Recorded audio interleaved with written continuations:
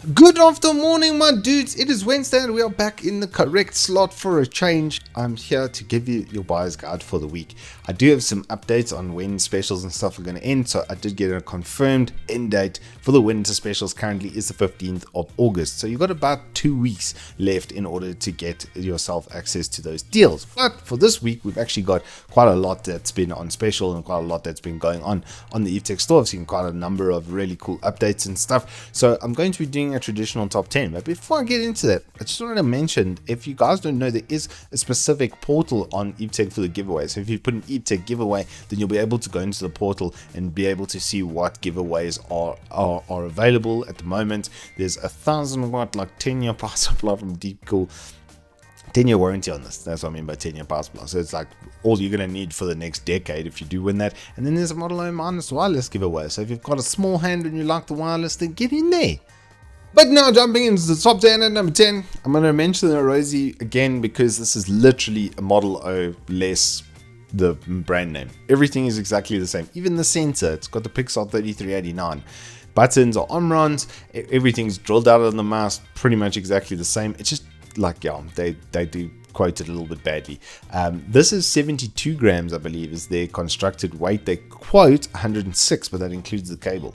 So take out 30 grams of the cable and you get to about, I think it's about 76 for the mouse. I have done a review on this sucker as well, so if you need to see more on it or see performance, etc., then have a look on the YouTube channel. At number 9, it's a new 240mm from Gamdias. I just realized mine turned 3 years old, my 280R, last month from when I put it into my machine, and it's been going through the iterations and systems, and that didn't have as good of a pump as this does. So this thing looks pretty damn promising. They've increased to a 2-year warranty as well, so it's no longer a 1 year, which obviously means the fan quality is improved, because that was really my gripe with these kits, was the fan quality wasn't that great, but this looks a lot more promising. And it's got full RGB, copper base plate. It's got a good old 240mm rad, so it's ticking all the right boxes for me. At the price point, it's now very competitive. At number 8, it's Model O wireless. It's $1,000. It's a Model O wireless for $1,000. It's got a BAMF sensor. It's an updated sensor, which is basically a steroided out Pixar 3389. Have seen tell here and there of a bit of delay and stuff on the sensor, but it's not really noticeable.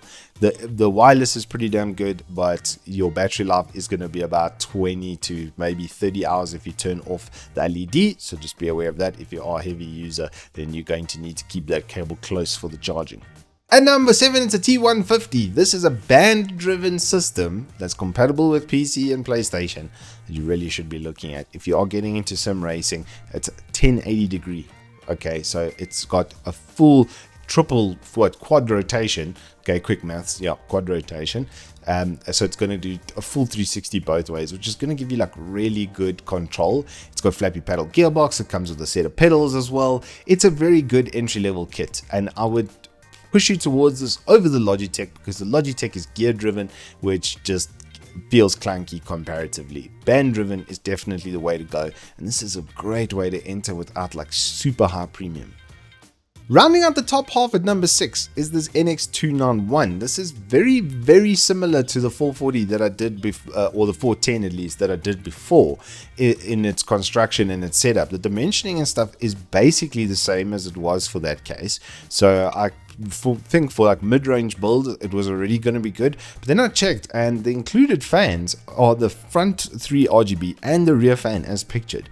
So it's got a full mesh front, got a bit of a patterning system on there. It's not going to detract from the airflow that much because it's just mesh behind there. If you like the look and feel of this case, it's got a 310mm, I believe, or 320mm GPU support. I really love that they do that. But 320mm GPU support. It's got bottom mount fans if you need. It can do 360mm up front. Can do a radiator at the back as well. It's been set out like that in dimension for it, and top mount radiator, which I think is like the attraction now, honestly, is the new thing that should be top mount radiators, because you're going to get fresh air in like that and then straight through the radiator, and then your air bubbles and stuff will sit at the top like that. So it is nicely set up. Glass side panel as well. All of that for 700 Rand with 4 included fans is like super well priced. At number 5, it's the Z590 Plus. Yes, I know. I realize it's 10th and 11th gen stuff, but the comparative price versus performance here is just astronomically good. This board is just, I just love tough boards. Just look at it, okay? main thing here, right, it's got a huge amount of additions and stuff on it. Audio is really nicely done. The new codec sounds fantastic. I've got the X570 version of this. There's much better USB setup with a Type-C and built-in display and HDMI, so it can become like a media PC in the future. Something I really like to do, you may have noticed, is consider that, because if you want to use it then just as a desktop for your parents or something in the future, then it'll be great for that. But the main thing here is it's got 16 Dr. Moss stages. 16! So you can literally take an 11900K or 10900K, pretty much any really high-end 8-core, and slap it on this puppy and you're going to get full performance. It's got dual NVMe cooling as well. Like, I think you can see it's just really nicely set up board. At number 4, we had to give the Wave 1 some love because the price is now $2,000. It's getting way more aggressive on pricing at the moment. Is the Wave 1? I see it constantly dropping in price almost every week, but I don't know how much sharper it's going to get than this, because it's usually about 2-3. So there's like a 10% discount on this right now. If you are in streaming or something and you are looking for like a really good mic without like absolutely destroying your budget, then this is the way to go. Just don't be a lackers and buy a 600 Rand pop filter. Thanks. At number 3, it's this AOC 240Hz. It's got a 4-year warranty, it's fast IPS, and it's a 240Hz. So yeah, if you want to hit those shots and you just want to remove that input delay, it's going to be good. It isn't the greatest frame. It is my qualm with ASUS. They don't make very attractive looking products, but as far as spec goes, the brightness is great, the ports and stuff are great. It's got a VESA mount as well. It's even got a headphone pass-through as I'm checking it here. IPS though, 240Hz. This is currently the best one that I can see on Evetech. At number 2, it's last week's number 1. So what's number 1 for this week? Well, you just have to like maybe skip forward and find out, but don't just yet, because this RX6800 is a monster. I don't think you guys understand like how powerful this GPU is. This is a 3070 Ti plus like 4 or 5% on average across all games, rasterizing, RTX, etc, etc. This thing is a monster. It's an absolute beast, and the 16 gig VRAM is going to bode you well for high resolution spaces. So if you're doing 2K, 4K, then it actually gets even better than the 3070 Ti, because that's only on an 8 gig memory setup. Thanks, somebody. I don't know why you didn't 12 gig that card. You're just rude, probably. But 16 gig VRAM, these are sick. Okay, my friend has one and it's an absolute beast, and in games like Space Engineers, for instance, he absolutely thumps my performance because he can just host more objects on his VRAM because he just has more VRAM. It provokes my envy slightly.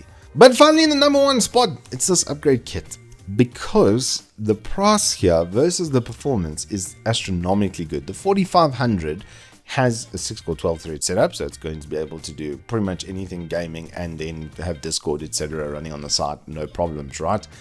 B550 plus Wi-Fi. This board is sick. It is really nicely dimensioned. It's 8+2, so it's not like the 16 phases on the Z590 like I showed you before, but everything else checks out. The NVMe cooling, the sound card, it's got built-in Wi-Fi as well. If you keep going down here, you'll see comes with a nice blade. It doesn't have a pre-shield IO and stuff. It is a little bit more entry level than what they were going for with that, but at the price point, this is the thing, with 16 gig memory, it's $6,000.